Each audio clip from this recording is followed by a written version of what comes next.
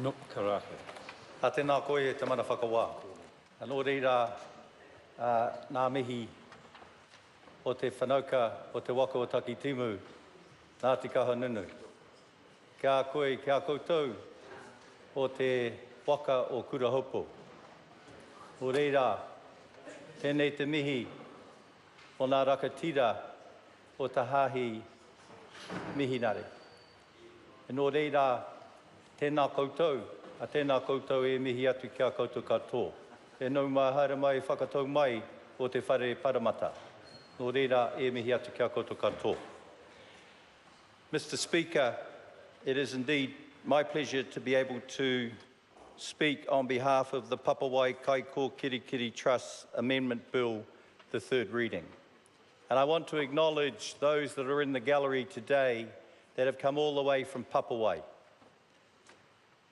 And I also want to acknowledge you too, because you've been sitting there for quite some time, because I saw you come in. So it is only part, almost the finish of the journey that you have actually been on to bring your bill to the House and to actually have it go through the parliamentary process and then get it to the third stage, the final reading. So greetings to you.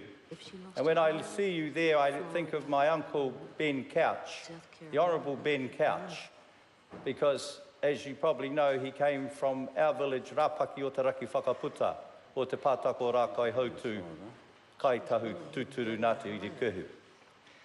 Mr. Speaker, No, he's got to have no. I want to, first of all, acknowledge two wahine tō. And they are the ones, sir, from Kahanunu, from that area, sir, and I'm talking about Meka Whaitere and Marama Fox, because they, sir, are members of the Māori Affairs Select Committee, and they were very instrumental in assisting my colleague, who I also acknowledge now, who was responsible for shepherding this bill through the House, Alistair Scott. So I want to sort of acknowledge those, but also the Māori Affairs Select Committee, who took great pride in ensuring that this bill had a smooth passage through to where we are today. I also want to acknowledge, sir, all those who submitted to the Māori Affairs Select Committee, and in particular, again, acknowledge those trustees of the Papawai Kaikokirikiri Trust.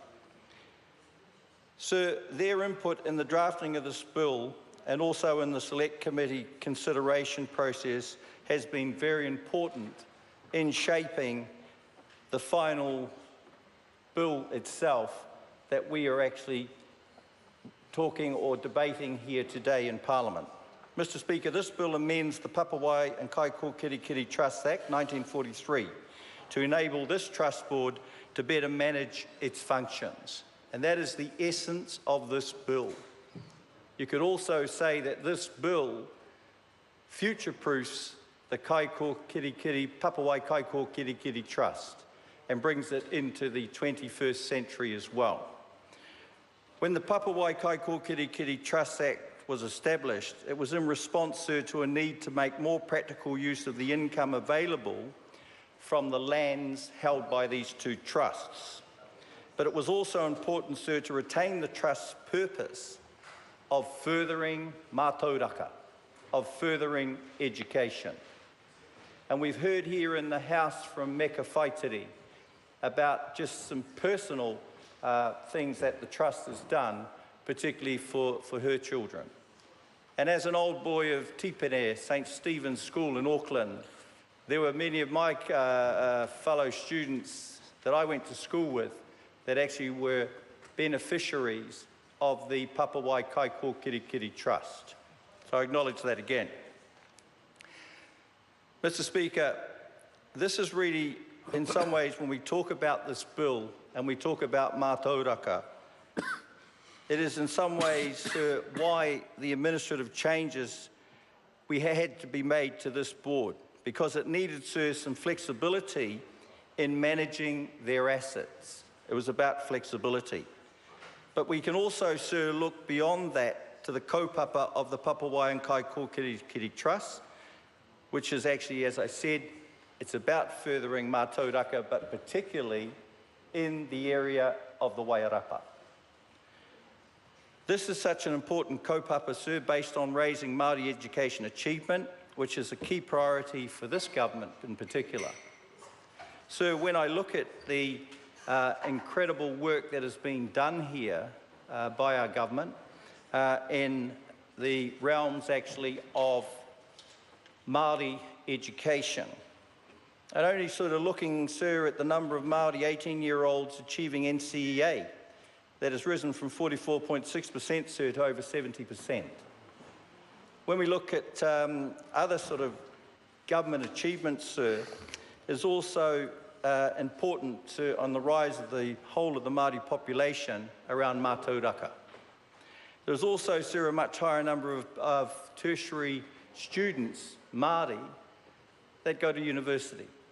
And there's a huge percentage that there has been an increase, particularly over the last 9 years. Actually, matter of fact, up over 60%. So, sir, also we have kura haurua, or partnership schools in place, in specific goals of lifting achievements for Māori. And these are actually being supported, sir, by the incredible idea of getting those that are not doing so well in mainstream school, actually putting them into these partnership schools and so that they may do. Kia ora. Okay, the members now have 3 minutes on his research notes, and I think he could come back to the bill now. Sir, I just want to acknowledge throughout the country, though, there's been trusts, community groups and other organisations who, like the Papawai and Kaikokirikiri Trust, are doing their bit to raise achievement for Māori. So it's good to be able to come to this House today to support a bill which assists the Trust Board in carrying out their great work and extending that. So it's certainly our hope that by allowing the Trust Board more flexibility to effectively run the Trust, in which they can get even greater benefit for students of the Wairapa. So just to sort of reiterate the objectives of the Papawai Kaikokirikiri Trust, the first one, sir, is to better describe the relationship between the Papawai and Kaikokirikiri Trust Board and the Bishop of Te Upoko o Te Ika and tangata whenua ki Wairapa. Also, the second one is to establish a more robust nomination process for board members, provide a fairer distribution of funds for tangata whenua of Wairapa. The other part, sir, was to facilitate the long-term development of the lands that are actually being held by the Trust. Mr. Speaker, this bill will achieve these aims well, and I'm glad that it has widespread support within the House. I just want to reflect on a couple of things, though, that came up in Select Committee and also came up in the different sort of readings of the bill. These included, sir, changes to the bill, particularly around the Bill of Rights, and by changing that, sir, the Act would deal with issues of personal capacity related to mental health issues.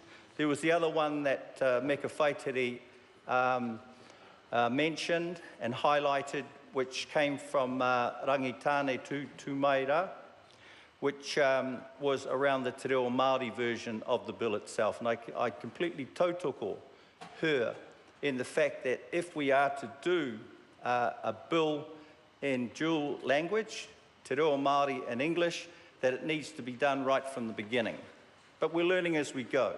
And that is a whakaaro of the Māori Affairs Select Committee that we do want to support and continue to support. So looking at this bill, it is indeed, as I said before, a bill that future-proofs this now. It gives you more leeway to be able to be in charge of your own destiny.